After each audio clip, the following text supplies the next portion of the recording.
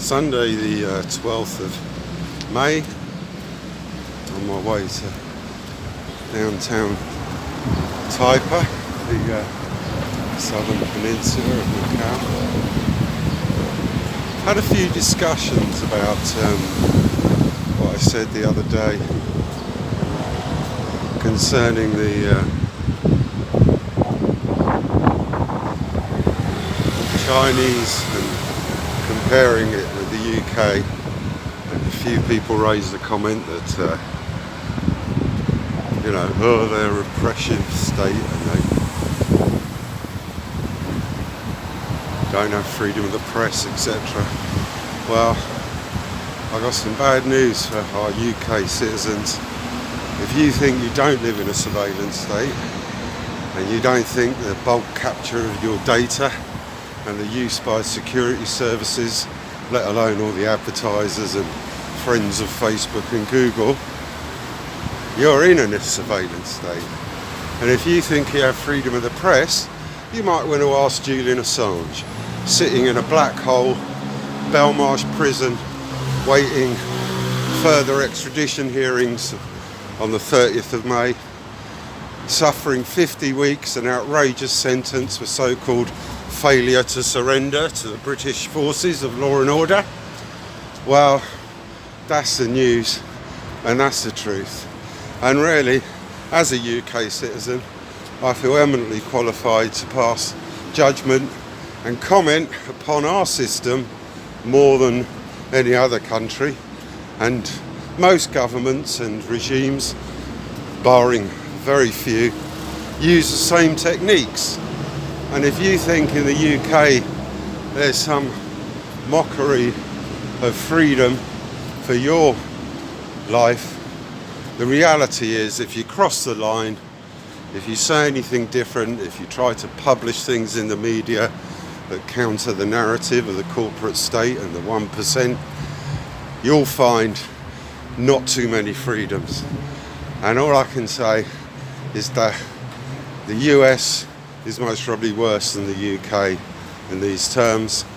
They recently expired the grand jury on the investigation into Julian Assange hacking charges and released Chelsea Manning as a consequence, because you can't be in contempt of a court that no longer sits. However, being the Americans and William Barr, the Attorney General, and no doubt his cohorts in the American Justice Department, decided that they'd give her a little slap on the arse on the way out by serving a new subpoena for a new grand jury investigation into further charges, no doubt, that are going to be levelled against Julian Assange. And I can almost guarantee that might include the Espionage Act, because they love the Espionage Act. The Espionage Act is something where they can lock people away for the rest of their lives and indeed execute them in extremis. And this is the legislation that they're really aiming for. And I hate to say it, but one of the presidents of the United States who was a favourite of using this legislation was our dear friend Barack Obama. And everything he did, people warned him at the time. They said, don't do this, don't use your executive powers for these sort of things, because you might appear to be a reasonable, nice, middle of the road, somewhat moderate Republican of the 80s. But the reality is the next president, we have no guarantee what their take will be on these powers.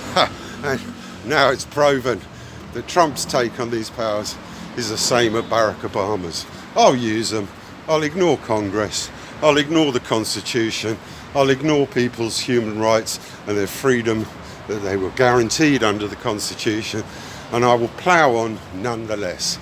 So be warned, if you think the UK and if you think the US have these freedoms, you are sadly mistaken. And even the left-wing candidates of the Democratic nomination process that is currently taking place, only 2 or maybe 3 have any nod to Julian Assange and freedom of the press. And I shall try and update on these issues There have been some great comments online from the alternative media that have highlighted this fact, and also my warm regards to Chelsea Manning. Enjoy your freedom. I have a very bad feeling there's going to be a very short one if something doesn't change drastically in the next 2 weeks. EF Press, back in Macau. Hopefully update later.